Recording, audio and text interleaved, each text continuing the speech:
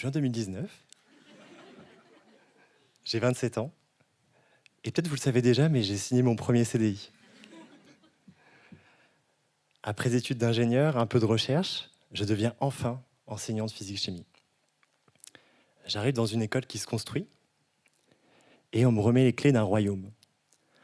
Un royaume où je vais pouvoir construire les cours à mon image, où je vais pouvoir créer du lien sur des années, voire plusieurs années.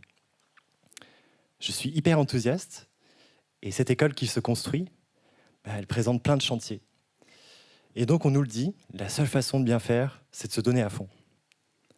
Alors je me découvre des super pouvoirs. Je suis un prof hyper disponible qui cherche à faire les cours les plus adaptés à son public. Je suis un prof principal très à l'écoute.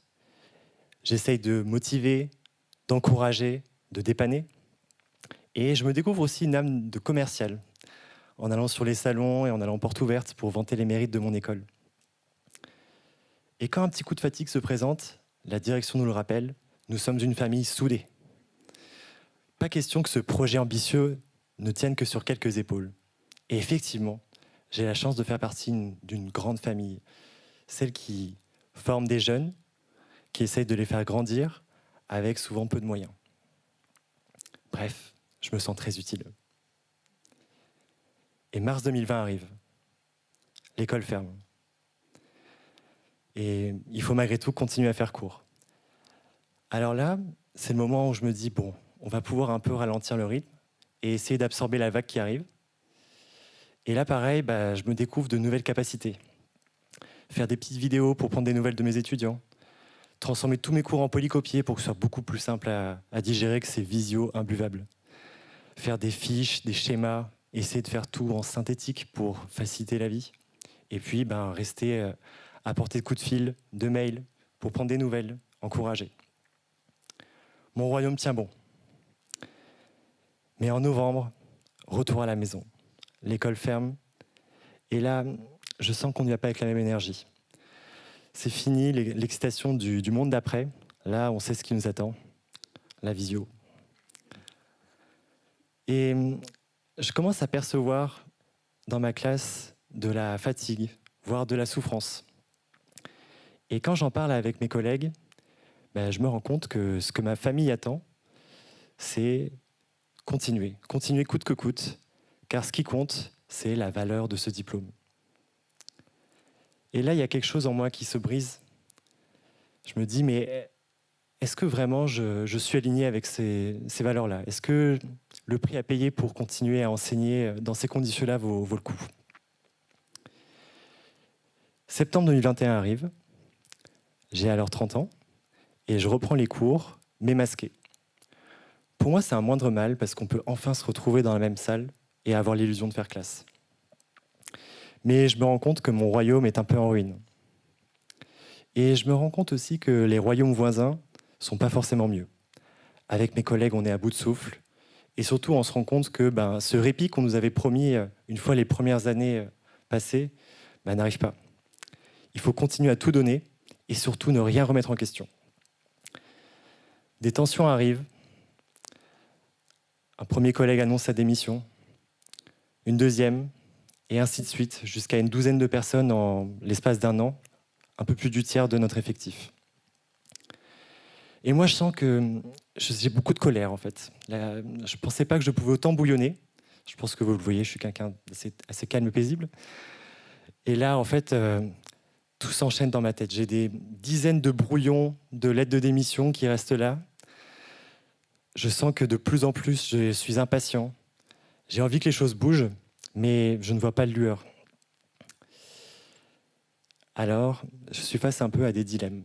Est-ce que j'ai vraiment envie de continuer à enseigner dans ces conditions-là?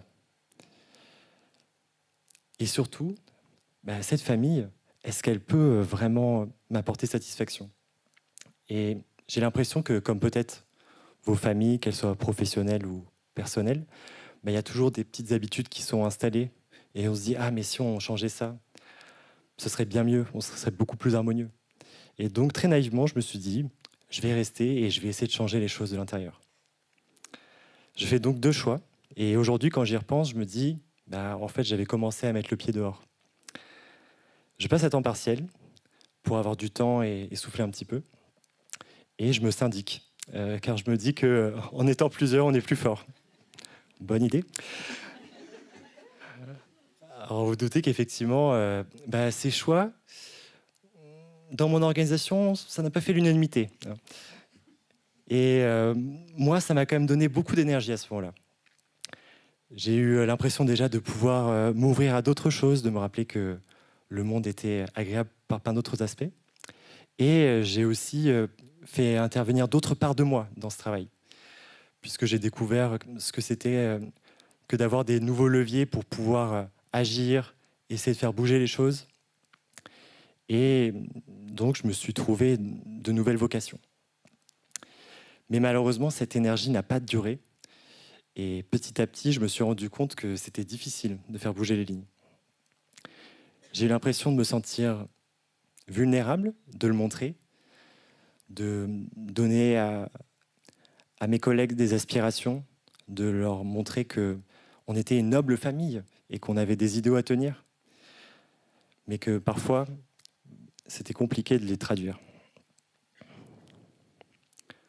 En septembre 2024, j'ai 33 ans, je suis toujours enseignant de physique-chimie, mais plus pour longtemps. Je crois qu'en fait, je ne peux pas tenir face à la charge de travail, à ces dysfonctionnements, je ne peux pas faire bouger. Et puis, je ne me reconnais pas en fait dans l'héritage qu'on veut transmettre. Je me dis que je ne peux pas continuer à travailler comme ça. Alors, je donne ma démission. Il y a quasiment 1 an, jour pour jour. Je me sens très soulagé. Je me dis que ça y est, je n'aurai plus d'énergie à investir dans ce projet qui, au final, me vampirisait. Mais j'ai aussi un sentiment de gâchis. Je me dis que j'étais vraiment à ma place, que je faisais des choses positives et que c'est moi qui ai dû partir. Et après est venue l'angoisse. Je me suis dit, mais qui va vouloir de moi? Après tout, je suis qu'un prof. Est-ce que je vais réussir à trouver une place ailleurs? Est-ce que ce que je sais faire a de la valeur? Nous sommes en décembre 2025. J'ai 34 ans et je suis maintenant en alternance. J'apprends à concevoir des parcours de formation dans un garage pour des mécaniciens du futur. Autre ambition, autre public, autre moyen. J'ai la chance de le faire avec des acolytes qui, elles et eux aussi, se posent la question de ce que ça veut dire de bifurquer et de changer de voie. Je me sens aussi chouchouté par mes proches qui m'encouragent dans cette voie. Quand je repense à mon ancien travail, j'ai cette impression d'intensité qui m'écrase. Alors intensité, vous l'avez compris, du fait de la charge, mais aussi intensité parce que dans ce projet, il y avait énormément de parts de moi qui s'étaient cimentées. Dans mon ancien travail, j'étais un prof, certes, mais j'étais aussi un ami de proximité. J'étais un collègue efficace.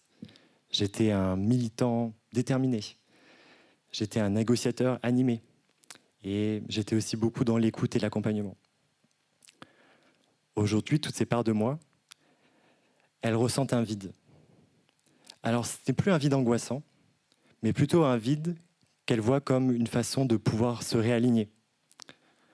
Un vide qui peut-être permet à certaines de se cacher, le temps qu'elles se soulagent, et à d'autres de prendre plus de place.